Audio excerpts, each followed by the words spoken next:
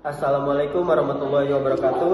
Perkenalkan, kami dari kelompok 3 ingin mereview buku yang berjudul I Want to Be But I Want to Eat Tteokbokki 2. Baik, perkenalkan saya Pika Cahyararjo. Saya ingin menjelaskan identitas karya, yaitu ada judulnya I Want to Die But I Want to Eat Tteokbokki 2. Dan itu ada penulisnya Baek Sihi dan penerbitnya PT Haru Media Sejahtera. Tahun terbitnya 2020.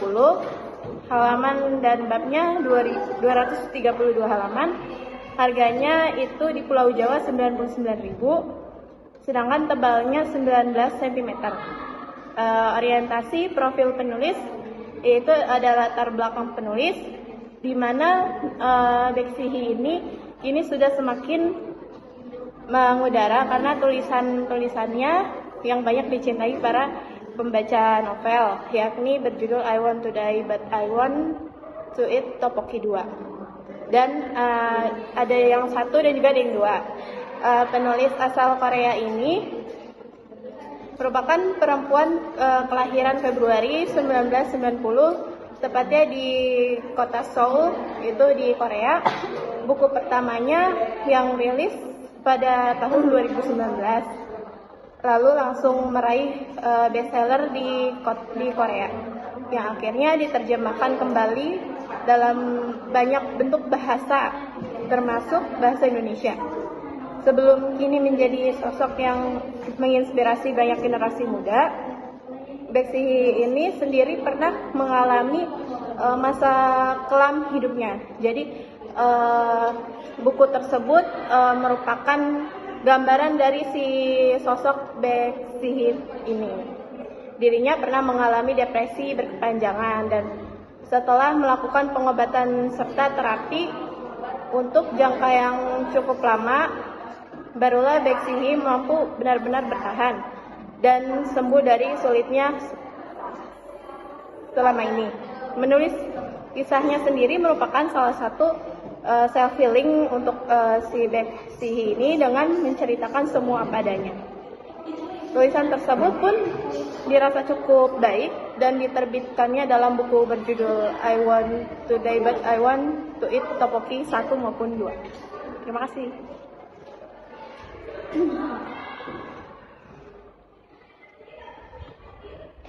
Perkenalkan, nama saya Rinyandi Ramadhani. Selanjutnya, kolerasi si buku dengan profil penulis. Dalam buku I Want to Die But I Want to Eat Tteokbokki 2, Baek Sihi tampaknya mencerminkan pengalaman pribadinya dengan depresi berkepanjangan. Kisahnya yang mencapai bestseller di Korea Selatan dan diterjemahkan ke banyak bahasa termasuk bahasa Indonesia, memberikan wawasan mendalam tentang perjalanan kesulitan mental yang dihadapinya.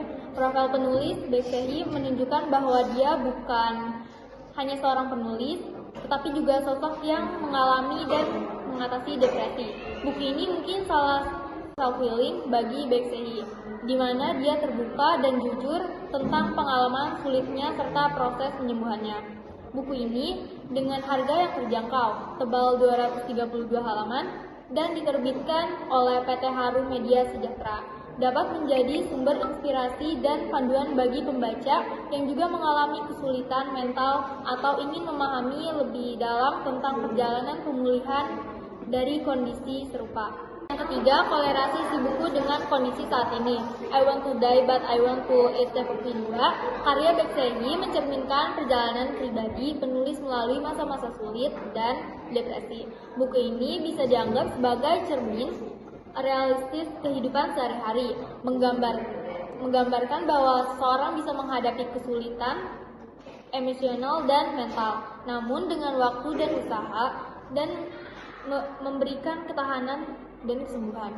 Dalam situasi saat ini, pesan karya ini mungkin lebih relevan untuk mengingatkan banyak orang yang mengalami tekanan mental dan di mana orang mungkin merasakan beban emosional dan mental. Namun dengan waktu dan usaha dapat memberikan ketahanan dan kesembuhan.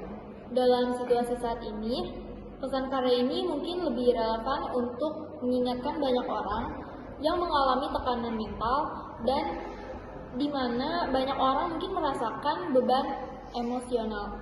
Pesan optimisme dan semangat dari kisah Beksehi dapat menjadi pengingat untuk tetap mencari kegembiraan meskipun dalam keadaan sulit. Yang terakhir keempat, kolerasi si buku dengan kesehatan. Buku I Want to Die But I Want to Eat Tteokbokki 2 oleh Beksehi dapat dihubungkan dengan kesehatan mental, mengingat penulisnya telah mengalami depresi kepanjangan. Dapat dilihat sebagai keterkaitan antara perjuangan kesehatan mental dan proses kesembuhan personal Beksehi melalui narasi yang jujur dan terbuka. Penulis menggambarkan bagaimana penulisan dapat berperan sebagai alat self-healing dalam mengatasi depresi. Keseluruhan karya ini mungkin menjadi pengingat akan pentingnya menjaga kesehatan mental, mencari dukungan, dan menemukan cara ekspresi diri sendiri yang positif dalam menghadapi kesulitan hidup.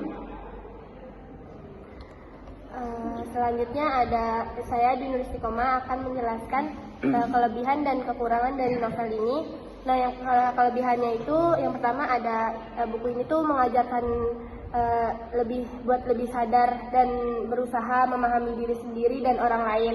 Nah, yang kedua ada isinya relate, terus lebih explore dan saya harus lebih explore dan sayang sama diri sendiri. Terus menyadarkan kita betapa pentingnya berdamai dengan diri sendiri, selalu optimis untuk berjuang menghadapi penyakit yang kita alami. Kalimatnya bagus dan banyak yang highlight dari sananya. Terus buku ini menarik dalam membahas kejiwaan yang dialami seseorang. Warna covernya bagus, judulnya membuat tertarik untuk dibaca. Nah, untuk kekurangannya itu kebanyakan dialog, isinya tidak seterang sama cover. Terus yang terakhir ada part-part yang berat tapi ada part-part yang cukup berat. Kenalkan, nama saya Radhi Subeski. Saya di sini ingin menceritakan singkat isi buku ini. Pada salah satu pengalamannya, Beksehi itu melukai dirinya, walau ia tak sampai ekstrim melakukan tindakan untuk menghilangkan nyawanya. Tetapi tindakan melukai diri sendiri itu bisa dibilang sudah mengkhawatirkan. Setidaknya dengan tetap rutin berkonsultasi dan menjalani sesi perawatan kejiwaan dengan psikiaternya, dia berupaya untuk memperbaiki dirinya meski dalam kenyataannya butuh proses yang panjang. Dia didiagnosis mengidap distima. Beksehi itu memerlukan proses yang tidak sebentar untuk bisa memperbaiki banyak hal dalam hidupnya. Kecenderungannya untuk terus membandingkan hidupnya dengan orang lain, merasa lebih buruk dibandingkan orang lain, merasa membenci diri sendiri sehingga merasa hidup seakan tidak berarti, membuat banyak kekhawatiran dalam dirinya. Ketika memilih untuk resign dari pekerjaannya, ada dilema yang dia rasakan. Merasa terus dibayangi luka masa lalu dan trauma di masa lalu membuat seakan terjebak pada lubang hitam yang tak ada habisnya. Bahkan berdialog dan berbicara dengan diri sendiri kadang terasa penuh liku.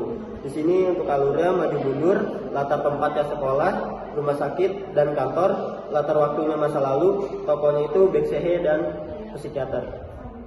Baik, perkenalkan nama saya Siti Indrani. Jadi kesimpulan dari buku ini adalah melalui masalah-masalah yang kita tahu dari buku ini, kita sadar bahwa ada saatnya sebagai manusia kita merasa down, tidak percaya diri, dan sedih. Namun suatu hal yang perlu diingat bahwa kita bukan satu-satunya orang yang mengalami kesedihan paling berat di dunia ini. Bisa jadi ada baiknya orang lain di luar sana yang mengalami masa berisik. Karina. Satu lagi nih, sayang.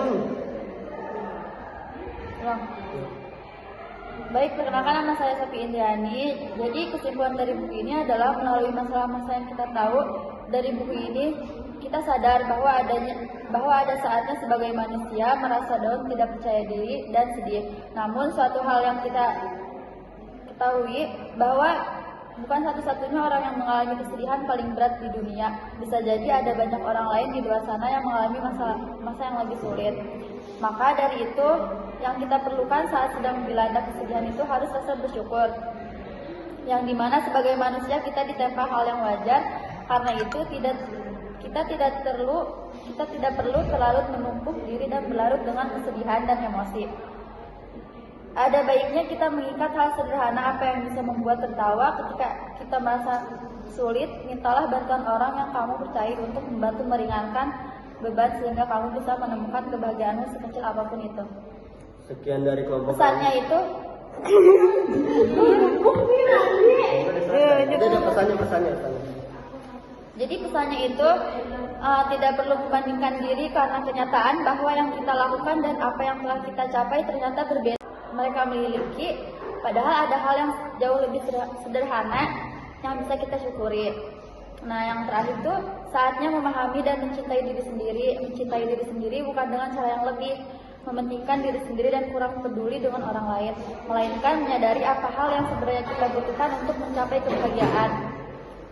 Saran dari kita itu, saran yang bisa kami berikan pada buku ini harus lebih menyisipkan ilustrasi sederhana yang menjelaskan tentang konsep-konsep kesehatan mental agar membantu membaca memahami perjuangan Beck-Shehi dan dapat menambahkan bagian referensi atau daftar buku artikel untuk membantu membaca yang ingin mendalami topik buku tersebut.